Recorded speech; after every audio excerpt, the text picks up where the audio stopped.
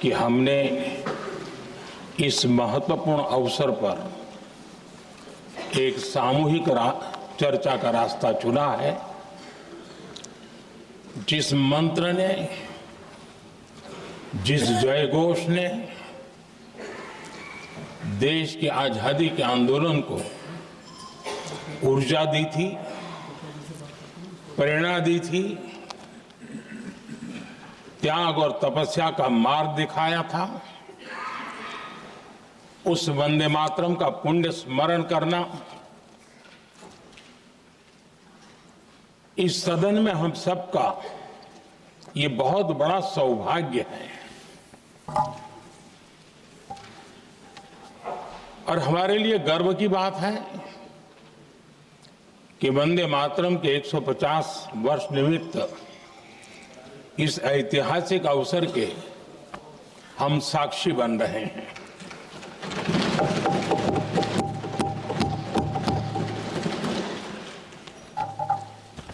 एक ऐसा कालखंड जो हमारे सामने इतिहास की अनगिनत घटनाओं को अपने सामने लेकर के आता है। ये चर्चा सदन की प्रतिबद्धता को तो प्रकट करेगी, लेकिन आने वाली पीढ़ियों के लिए भी, दर पीढ़ी के लिए भी ये शिक्षा का कारण बन सकती है, अगर हम सब मिलकर के इसका सदुपयोग करें तो। आदरणीय अध्यक्ष जी, एक ऐसा कालखंड है जब इतिहास के कई प्रेरक अध्याय फिर से हमारे सामने उजागर हुए हैं। अभी अभी हमने हमारे संविधान के 75 वर्ष गौरवपूर्व मनाए हैं। आज देश सरदार वल्लभ भाई पटेल की और भगवान बिरसा मुंडा की 150वीं जयंती भी मना रहा है। और अभी अभी हमने गुरु तेग बहादुर के 350वां बलिदान दिवस भी मनाया। और आज हम वंदे मातरम की 150 वर्ष निमित्त सदन की एक सामूहिक ऊर्जा को, उसकी अनुभूति करने का प्रयास कर रहे हैं। वंदे मातरम 150 वर्ष की यात्रा अनेक पड़ावों से गुजरी है, लेकिन आदरणीय अध्यक्ष जी, वंदे मातरम का जब 50 वर्ष हुए तब देश गुलामी में जीने के लिए मजबूर था। और वंदे मातरम के 100 साल हुए तब देश आपातकाल की जंजीरों में जकड़ा हुआ था।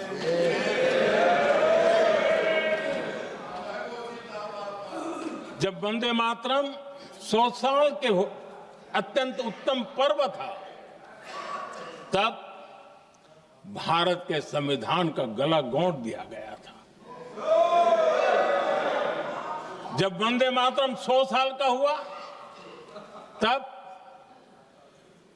देशभक्ति के लिए जीने मरने वाले लोगों को जेल के सलाखों के पीछे बंद कर दिया गया था।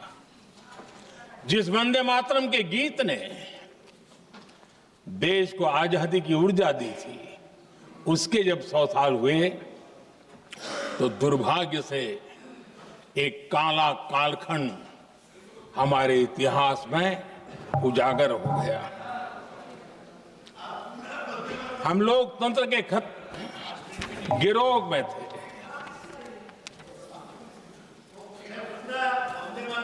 आदरणीय अध्यक्ष जी, 150 वर्ष उस महान अध्याय को उस गौरव को पुनः स्थापित करने का अवसर है और मैं मानता हूं सदन ने भी और देश ने भी इस अवसर को जाने नहीं देना चाहिए। यही वंदे मातरम है जिसने 1947 में देश को आजादी दिलाई। स्वतंत्रता संग्राम का भावात्मक नेतृत्व इस वंदे मातरम के जयघोष में था। आदरणीय अध्यक्ष जी,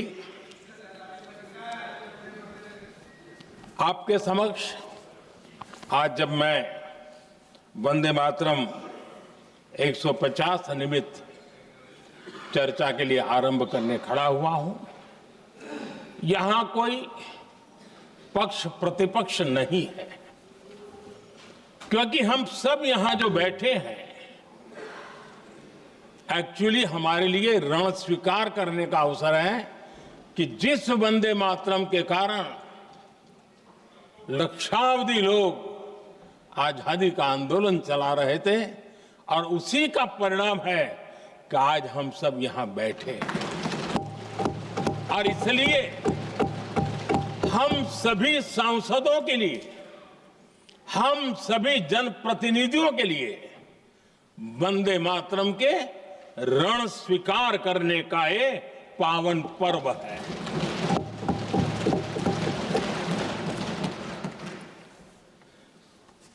और इससे हम प्रेरणा लेकर के वंदे मातरम की जिस भावना ने देश की आजादी का जंग लड़ा, उत्तर दक्षिण पूर्व पश्चिम पूरा देश एक स्वर से वंदे मातरम बोल के आगे बढ़ा।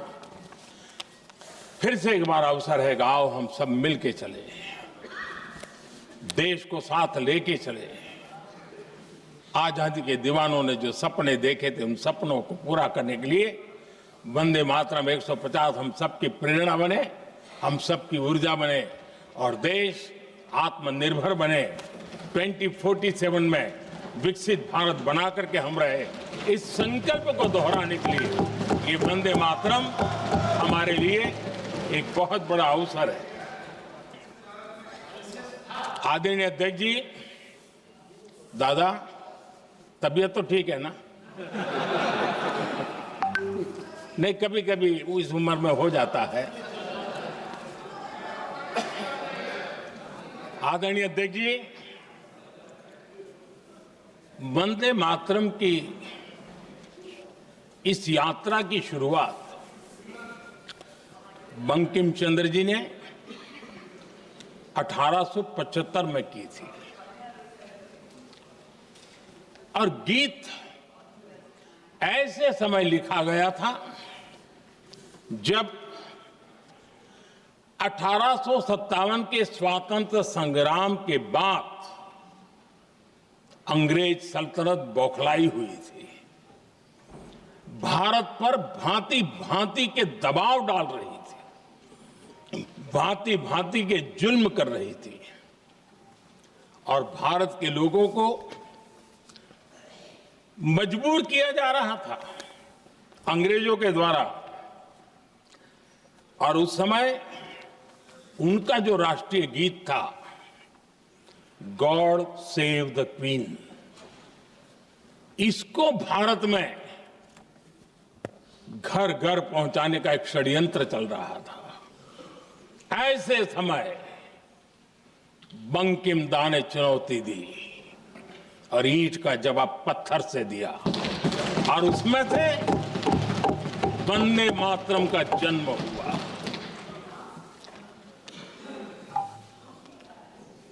इसके कुछ वर्ष बाद 1882 में जब उन्होंने आनंद मठ लिखा तो इस गीत का उसमें समावेश किया गया। आदरणीय अध्यक्ष जी, वंदे मातरम ने उस विचार को पुनर्जीवित किया था जो हजारों वर्ष से भारत की रग रग में रचा बसा था, उसी भाव को, उसी संस्कारों को, उसी संस्कृति को, उसी परंपरा को उन्होंने बहुत ही उत्तम शब्दों में, उत्तम भाव के साथ वंदे मातरम के रूप में हम सबको बहुत बड़ी सौगात दी थी। वंदे मातरम ये सिर्फ केवल राजनीतिक आजादी की लड़ाई का मंत्र नहीं था। सिर्फ हम अंग्रेज जाए और हम खड़े हो जाए, अपने राह पर चले, इतने मात्र तक वंदे मातरम प्रेरित नहीं करता था, उससे कहीं आगे था। आजादी की लड़ाई इस मातृभूमि को मुक्त कराने का भी जंग था। अपनी मां भारती को उन बेड़ियों से मुक्ति दिलाने का एक पवित्र जंग था। और वंदे मातरम की पृष्ठभूमि हम देखें, उसके संस्कार सरिता देखें, तो हमारे यहां वेद काल से एक बात बार बार हमारे सामने आई है। जब वंदे मातरम कहते हैं तो वही वेद काल की बात हमें याद आती है। वेद काल से कहा गया है, माता भूमि ही पुत्रो अहम पृथिव्याः, अर्थात ये भूमि मेरी माता है और मैं पृथ्वी का पुत्र हूं। आदरणीय अध्यक्ष जी, यही वो विचार है जिसको प्रभु श्री राम ने भी लंका के वैभव को छोड़ते हुए कहा था, जननी जन्मभूमिश्च स्वर्गादपि गरीयसी। वंदे मातरम यही महान सांस्कृतिक परंपरा का एक आधुनिक अवतार है। आदरणीय अध्यक्ष जी, बंकिम दा ने जब वंदे मातरम की रचना की तो स्वाभाविक ही वो स्वतंत्रता आंदोलन का स्वर बन गया।